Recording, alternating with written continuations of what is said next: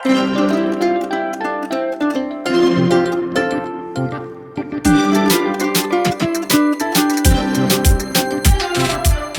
Everyone, आज आम बनाया जाऊे बड़का भात रे तैयारी पांपड़र रेसिपी।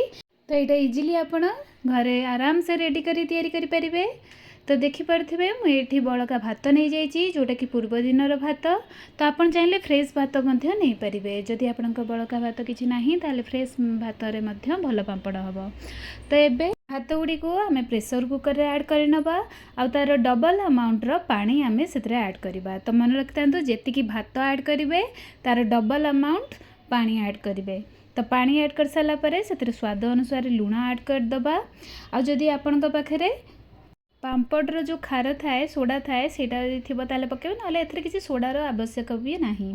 तो एथरे जुआणी आउ जीरा मु एथरे ऐड करिछि। आपण चाहिले लंका जो आमर चिली फ्लेक्स थाए तो सेटा मध्ये आपण ऐड करि परिबे, किंतु एटा जेहेतु छुआ खाइबे तो मु सेथिपई सेथरे लंका गुंड कि लंका चिली फ्लेक्स सेथरे ऐड करि नाही। तो आपण चाहिले एथरे ऐड करि परिबे। तो आपण चाहिले एथरे ग्रीन चिली मध्ये ऐड करि परिबे। तो ये ताको कभर करके आमे 2 ରୁ 3टा हुइसिल मड पर्यंत ताको पूरा आमे कुक कर नबा। तो कुक कर सारा पर देखि पारुथिबे पूरा रेडी हो जाइछि।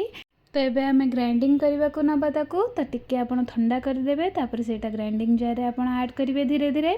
तो एटा इंस्टॉलमेंट रे आपण ऐड कर परिबे। जदि आपण को क्वांटिटी बेसी अछि तो आपण गोटे गोटे भारी रे आपण ग्राइंड करेंगे। तो एथिरे किछि भी पानी रो आवश्यक नहीं। जदि आपण को बेसी थिक लागुची ताहले आपण पानी ऐड करि परिबे, टिके उषुम पानी ऐड कर देबे। तापर एबे ताको कवर करके ग्राइंडिंग कला परे एबे गोटे पात्र को आमे अजाड़ी दबा। तो देखि पारुथिबे पूरा प्यूरी टाइप रो टेक्सचर हेची, जोटा कि बहुत परफेक्ट हेची हमर पांपड़ पई। तो एबे इंस्ट्रूमेंट रे हमर जेतिकी थिबो तो सेतिके आमे पूरा ताकू ग्राइंड करके एबे गोटे पात्र रे पूरा टोटल रूप रे ऐड करनेले। तापर एबे सेतरे मु किछि खसा नेइची, आपणको स्वाद अनुसार लुण ऐड करेंगे। जदि आपन को कम लुण पसंद ताले सेतिक लुण रे जदि हेजिबो ताले ताकू स्किप करेंगे। एबे किछि जीरा आ गोलमरीच गुंड एथरे ऐड करिछि। एबे ताकू भलो भाव रे आमे गोळे नबा। तो जेमति कि कहिथिले आपन जदि लंका गुंड ऐड करिया चाहउचंदी ताले लंका गुंड मध्ये ऐड करि परिबे, कि जदि कटा हेतिबा लंका ऐड करिया चाहउचंदी ताले एई टाइम रे ऐड करि परिबे। तो एबे ताकू भलो भाव रे आमे गोळे नबा। तो गोली सारा पर मुझे गोटे पॉलीथिन जो मोटा पॉलीथिन अटा जरी जो आसे ता ऊपर मुझे पांपड़ मानक सब जाक सेट कराऊँगी। तो ये भाव में गोटे चामच नेबे आ ताकू ये भाव में टिके गोल आकार करें। तो ये भाव में सबू जाक आम ताधे आम गोल गोल करके रखीदबा। तो ये भाव में पांपड़ आम बन पारिबा। तो इजिली एटा बन पारिबा, किसी भी बेलियार टेंशन नहीं कि किसी जंतीबार टेंशन नहीं। तो देखि पारुथिबे सबु जाक पांपड़ आम बनईदेले। एबे ताकू आम 2 दिन खरारे छाड़ीदबा, जेमती कि से निजे निजे बाहरी जीवो। तो से भाव में आपन ताकू खरा देबे। तो 2 दिन पूरा टाण खरा देला परे देखि पारुथिबे हमर पांपड़ पूरा रेडी हेकी तैयारी जाइछि। बहुत सुंदर भाव में पांपड़ रेडी हो जाइछि। आ आपण इजिली आपनकर जोटा भात बळी जाउथिबो सेथिरे आपण केते सुंदर भाव में पांपड़ करके रेडी कर परिबे। तो ये याकू आम फ्राए करि नबा। तो मु आपन को फ्राए करके देखौछि। तो किछि तेल नबा कड़ाई रे गरम करके सेथिरे पांपड़ एबे ऐड करिबा।